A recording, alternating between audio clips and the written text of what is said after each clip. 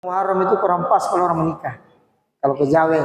Tapi justru kalau yang baik-baik paling bagus diawali di bulan Muharram. Tapi paling bagus sebenarnya itu bulan Zulhijjah. Ya. Bulan apa? Zulhijjah. Di bulan Muharram kenapa dikatakan Muharram? Dari kata haramun. Kita bedah ini istilahnya, tapi ada syarahnya, ada asbabun nuzulnya. Kenapa dikatakan haram? Dilarang, tidak diperkenankan untuk melakukan hal-hal yang tercela, hal-hal yang keji.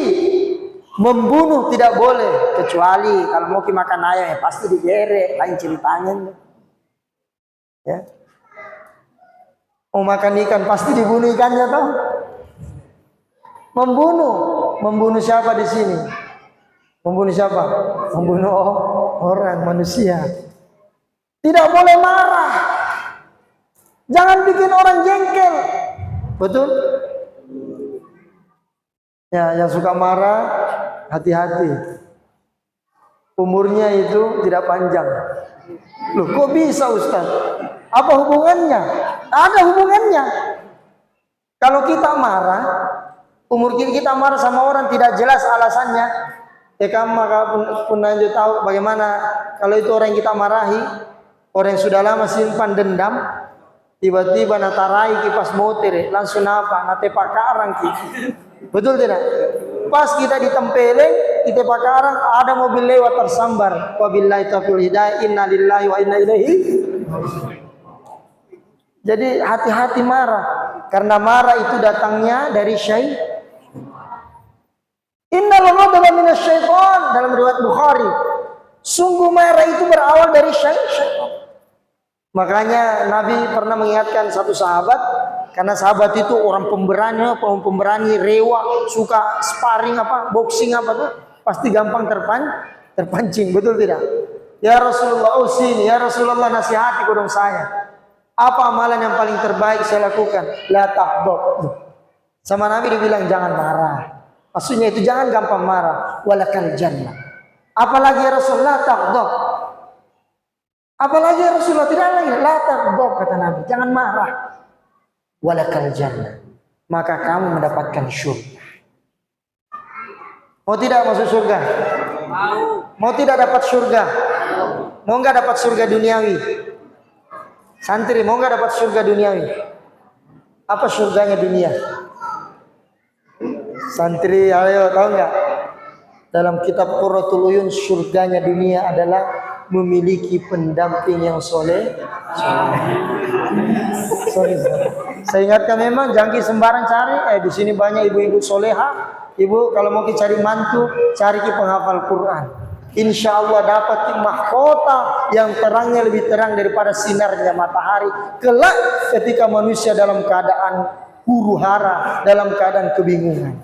Ustadz, nanti nggak bisa kerja kantor. Siapa bilang? Sekarang hafiz Quran lagi trending topik. Mau jadi akpol, hafiz Quran, ada jalurnya. Mau jadi akmil, akademi militer, hafiz Quran, ada jalurnya. Mau jadi dokter, nggak usah jauh-jauh contohnya, karena saya lama di Jawa. Kemarin di sana, mohon maaf saya singkat, di Jawa kurang lebih hampir 20 tahun, 19 tahun lebih sedikit. Ternyata penghafal Quran ini hari ini lagi jadi bahan rebutan. Mau jadi dokter anata, habis Quran, itu imamnya masjidnya Ustaz Satrati penghafal Quran 30 juz, dan dia sekarang lagi kuliah jurusan kedokteran. Tidak lama lagi selesai. Intinya jangan bosan-bosan menuntun anak untuk menjadi orang yang mulia, yang kemudian Allah angkat kemuliaannya untuk kita dalam keluarga. Alhamdulillah. Kalau tidak bisa anak cucu tak paling. Tidak bisa cucuku Ustaz. Kepada cucunya orang, anaknya orang. Ya kalau tidak jangan pergi jauh-jauh, cari ke anak menantu. Penghafal Quran. Kalau saya jelaskan panjang kali lebar. Karena inilah semua dikarenakan keberkahan berawal dari bulan Muharram. Banyak melakukan kebaikan Disunnahkan memang perbanyak sedekah di bulan Muharram. Nasabah iya bulan Muharram nih. Ini bulan Muharram. Di sini campur dia ada Jawa mungkin nih. Ada Bugis. Ini bulan Muharram, kebetulan seorang Bugis. Bugis Jawa. Kita tahu di Jawanya Jawa mana? Jawanya jawaban dari doa-doa. Makanya malam ini kita ketemu. Alhamdulillah. Saya Bugis, tapi lama di Jawa, sempat hilang bahasa Bugisku. Hampir 20 tahun makan tahu tempe, sambal, keropok. Di sini kurang lebih setelah saya menikah, saya kembali belajar bahasa Bugis sama bahasa Makassar, sama bahasa Palopo. Nah, sahabat, kalau kita ceramah, Ustaz, saya pernah ceramah di satu daerah pedalaman, dia bilang, Ustaz, makan lah ada ceramah atau kelinga. Tapi mohon maaf lah, Dewi singaga tasem. Makanya wajib ini belajar bahasa. Ternyata di dalam Al-Quran dianjurkan belajar bahasa itu sunnah. Pahalanya besar untuk memudahkan akses kita mensyiarkan agama. Menjadi media untuk memudahkan orang berkomunikasi. Jadi bulan Muharram dianjurkan apa saja? Perbanyak istighfar. Allah ampunkan segala dosa kita. Yang paling inti, paling bagus adalah puasa di bulan Muharram. Puasa apa namanya tadi? Tasu'a dan Asyura. Ustadz, ada biasanya namanya bubur Asyura. Ada tak biasa begitu? Ada di sini biasa Pak Ustadz. Biasa di. Bagus itu. Ada filosofinya, ada historinya. Kalau saya jelaskan ini sudah kemalaman. Ini filosofinya ulama-ulama pandrita-pandrita Riolo yang memperjuangkan Nusantara alias NKRI harga mati. Kenapa bubur? Kalau dibahas ini panjang dia. Intinya tinggal dimakan saja kalau ada nanti. Tapi jangan lupa baca doa. Biar apa bubur itu dimakan? Bubur lembek atau tidak? Lunak atau tidak? Bubur itu melambangkan apa? Kelembutan. Mau to cammo dek gaga ada giginya anak bayi orang tua kalau makan bubur pasti semuanya bisa. Melambangkan apa? Kelembutan. Makanya tadi di dalam zikir kita di sini ada zikir ya Latif kurang lebih berapa kali? 139 kali. Ini salah satu amalannya para aulia, para wali-wali Allah, di antaranya Syekh Abdul Qadir Jilani dan beberapa aulia yang lain. Kenapa ya Latif? Ya Latif agar Allah melunakkan, melembutkan hati kita, selalu condong kepada kebaikan, condong kepada perintah-perintah Allah dan sunnah-sunnah Rasulullah. Selalu hati kita dilembutkan untuk menjalankan perintah Allah dan juga meninggalkan segala larangannya. Makanya dia memiliki simbolis bubur Asyura itu menggunakan bubur. Tapi panjang, banyak dalilnya ya, kalau dijelaskan tidak cukup ke waktu. Lanjut. Kemudian di dalam kitab Safinatul Mufrah dijelaskan bahwasannya orang yang menjadikan bulan Muharram sebagai bulan kemuliaan, lalu dia menghidupkan amaliyah di dalamnya sehingga dia mendapatkan musibah, maka dengan musibah itu Allah Subhanahu wa taala tukar dengan keberkahan dan kebaikan setelah. Umpama ada musibah tak? Musibah kan banyak macamnya. Betul? Jangan marah. Langsung kita bilang alhamdulillah. Siapa tahu angka pakai cai-cai. Ada yang bikin emosi, langsung kita bilang alhamdulillah. Caranya bagaimana? Rasulullah mengajarkan. Langsung kita berdoa kebaikan saat itu. Tidak ada hijab antara dirinya dengan Allah. Langsung kita doa. Umpama. Langsung kita minta. Ada orang bikin emosi, itu kan musibah. Langsung kita bilang alhamdulillah. Langsung berdoa, ya Allah, umpama ini. Kalau santri jami dulu minta jodoh, kasih selesai dulu 30 juz. Lanjut lagi perdalaman Qur'annya.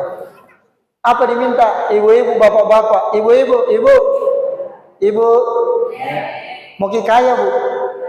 Kalau ada orang bikin emosi ki, tapi jangan kita tunjuk bapaknya. Siapa tahu ada yang bikin kita mungkin selama ini kita agak sedikit menggerutu dalam hati. Jangan kita marah. Maafkan dia mulai malam ini, detik ini.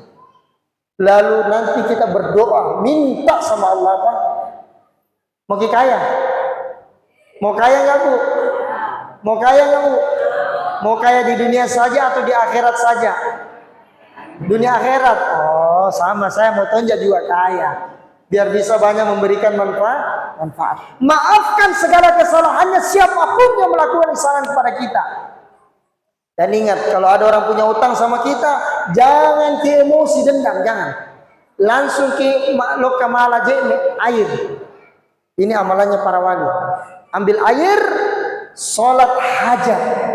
Sholat hajat, pangumpuna. Ditaji pangumpuna. Kan apa namanya bahasa ini? Surah yang dibaca setelah Al-Fatihah rakaat pertama, ayat kursi, rakaat kedua Al-Ikhlas, cukup 1 kali. Setelah itu salam, baca ki doanya Nabi Yunus, la ilaha illa anta subhanaka inni kuntu minadh dhalimin. Dan juga baca ki doanya siapa? Nabi Ibrahim. Karena peristiwanya Nabi Ibrahim itu di bulan Muharram. Bulan Muharram itu Nabi Ibrahim dilempar di dalam api. Makanya sampai Allah bilang, ya nar, wahai api, kuni bardan wa salaman ala Ibrahim. Wahai api, jadilah engkau dingin. Andai kata Allah cuma bilang dingin saja, bisa-bisa membeku Nabi Ibrahim. Kuni bardan, jadilah engkau dingin, bardan wa salaman, dan memberikan keselamatan. Artinya dia ini dingin tapi menyejukkan. Apa nak kerja Nabi Ibrahim? Ulama fikih menjelaskan ternyata beliau setelah dilemparkan di api pada saat itu, pada saat zamannya raja siapa namanya? Raja siapa? Raja Namrud.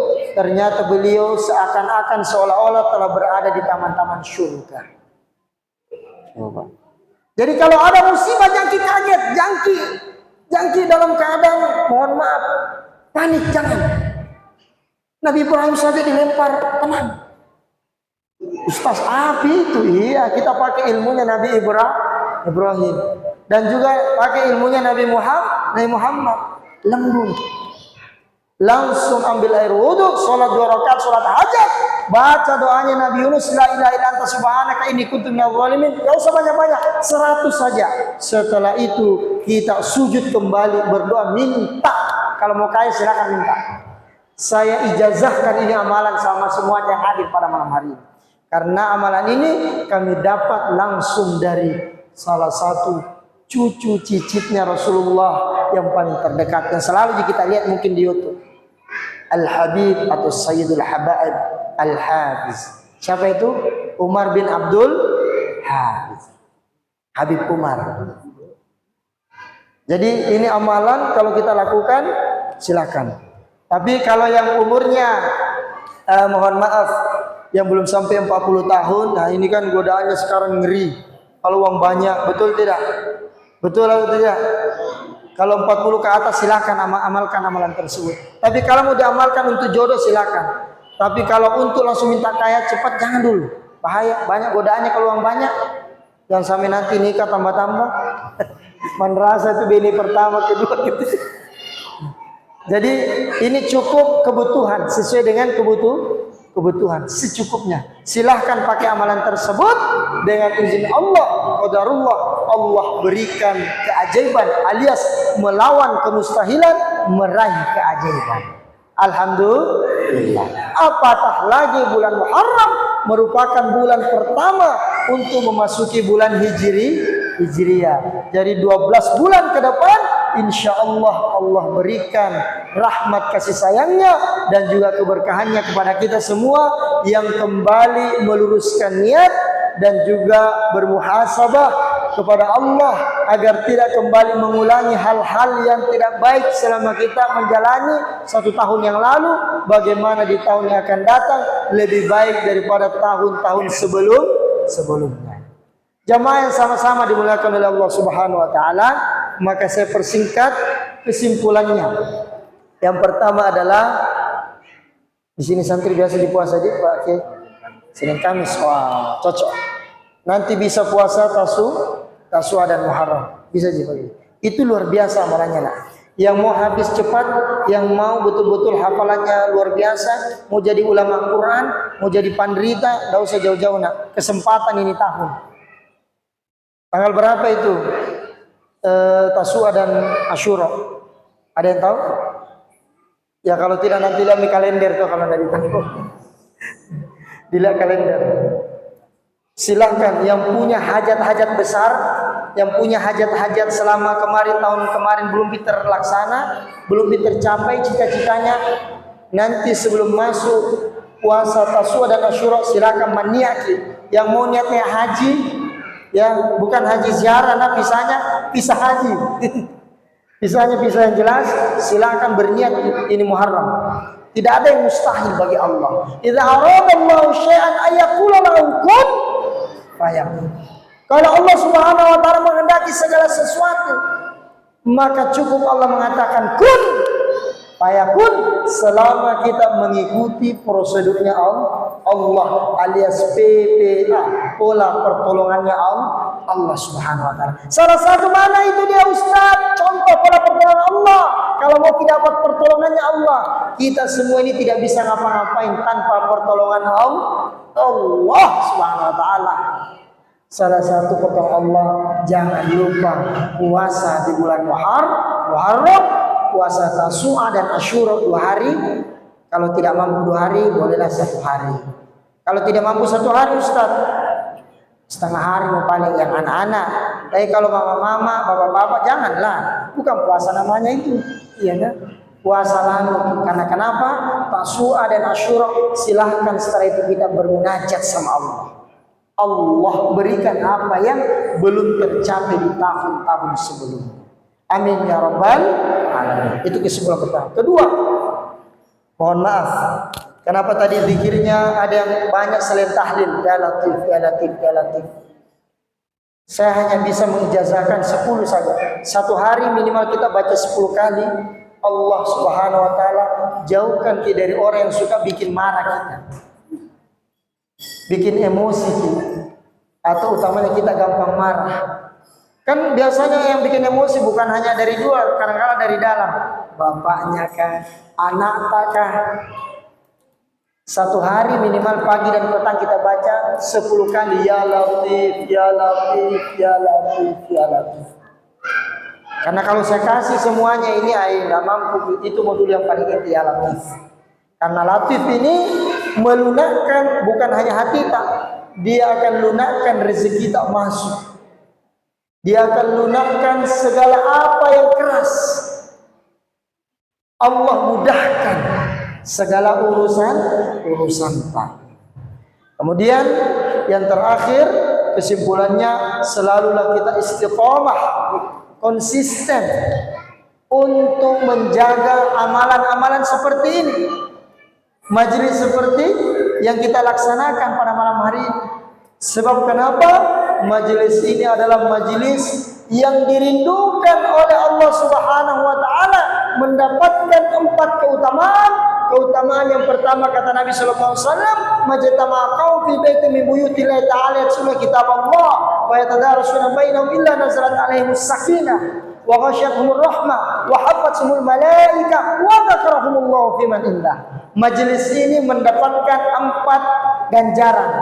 Jadi kita semua sudah mendapatkan 4 keutamaan. Saya sambil berdiri biar saya lihat dari subhanallah, cantik-cantiknya ibu-ibu semua di belakang. Alhamdulillah. Ini yang dimaksud adalah ratunya para bidadari. Amin ya rabbal alamin. Diistilahkan oleh Nabi Ainul Mardiyah. Apa itu Ainul Mardiyah? Ratunya para bidadari yang ada di surga. Jadi bapak-bapak jangan keheran kalau nanti istri kita di akhirat tiba-tiba bukan berubah. 70 kecantikannya bidadari dari hidung Allah tarik disimpan di istri kita yang soleha. 70 kecantikan pipinya pokoknya kalau dilihat, jangankan kita, malaikat saja yang melihatnya tergoda. Siapa itu? Ratunya ratunya bidadari, Ainul Mardiyah. Siapa mereka Ustaz? Mereka adalah wanita-wanita yang taat kepada Allah dan Rasulnya, taat kepada suaminya bagi mereka yang sudah berkeluarga bersuami. Kalau belum, taat kepada kedua orang tuanya, diistilahkan dengan Ainul Mardiyah, ratunya para bidadarinya Allah Subhanahu wa taala. Alhamdulillah. 4 tadi keuntungannya orang yang bermajlis. Ini kesimpulan terakhir. Apa yang pertama? Sakinah. Allah kasih sakinah. Sakinah itu ketenangan jiwa. 1 tahun ke depan semoga Allah istiqomahkan itu ketenangan. Yang kedua, wa ghasyiyatuhumur rahmah. Allah berikan rahmat kasih sayangnya sama kita. Seandainya ini keuntungannya orang bermajlis zikir seperti ini, Allah perlihatkan dibuka hijabnya, nah tidak ada orang yang tidur di rumahnya. Pasti semua datang ke masjid bermajlis zikir untuk mendapatkan ini 4 keutamaan. Tapi ini hanya diberikan kepada siapa? Hanya kepada orang-orang pilihan, orang-orang yang mengharapkan rahmat kasih sayangnya Allah, ridhonya Allah Subhanahu wa taala. 2 minta. Yang pertama apa tadi? Sakinah. Ketenangan batin jiwa. Ada nggak di sini yang pernah tersiksa batin?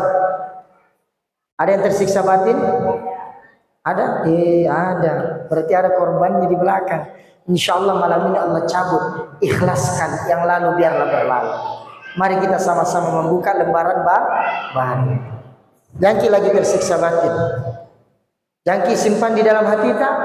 Asesa itu, nakana mangkasar asesa jaki.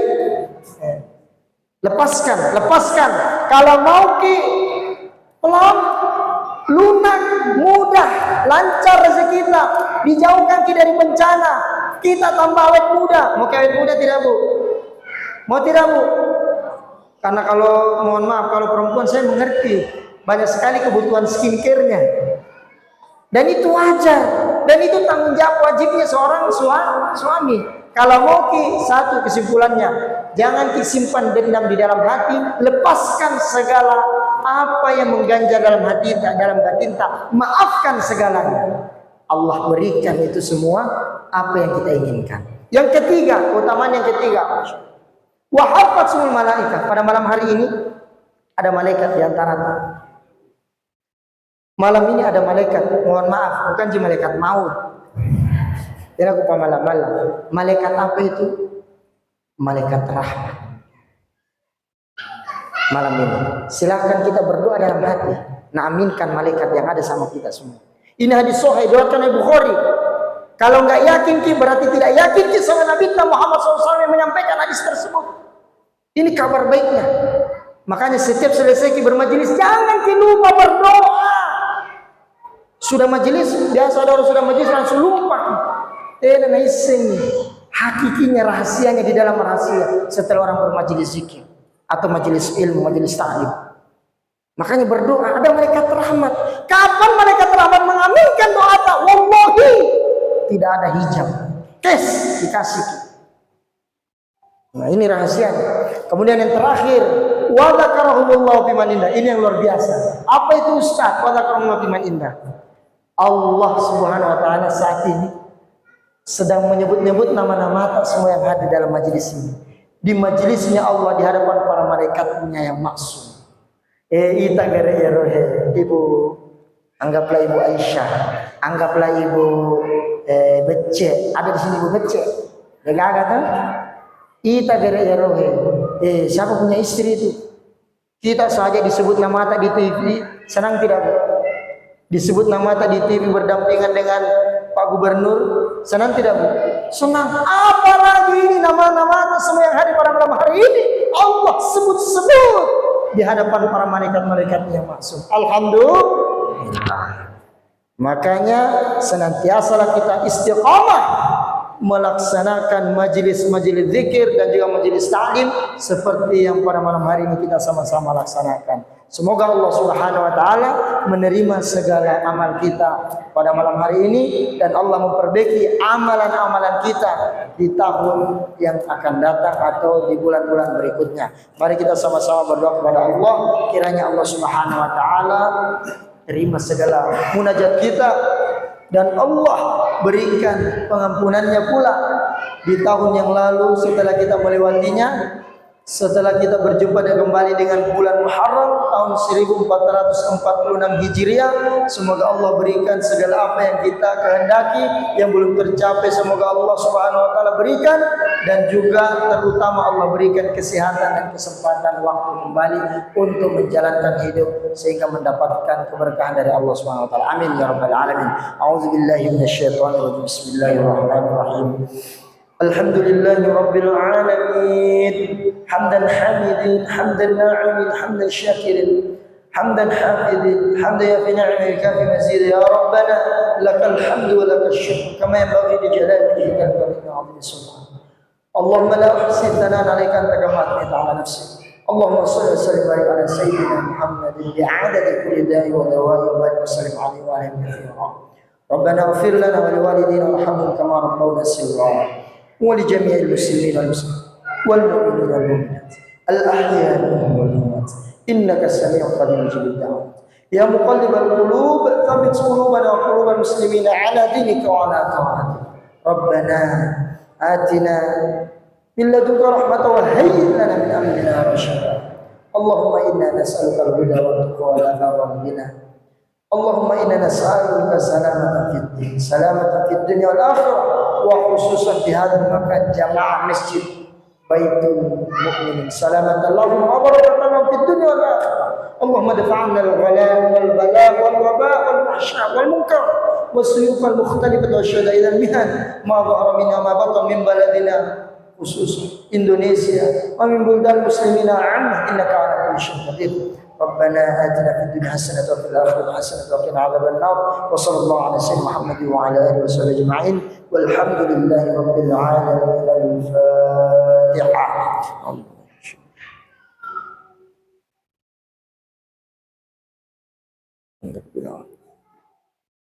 Demikian penyampaian saya.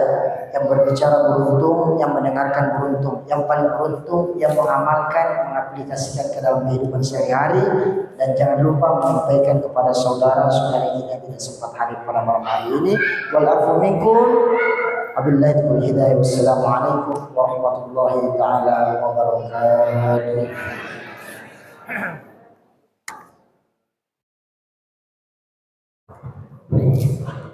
Baik, itulah tadi pembacaan tausiah, zikir, dan kemudian ditutup dengan pembacaan doa yang telah dibawakan oleh Al-Ustadz Al-Hafiz Ahmad Abdul Qahar SI, S.Hom, M.Hom. Kepadanya diucapkan banyak terima kasih.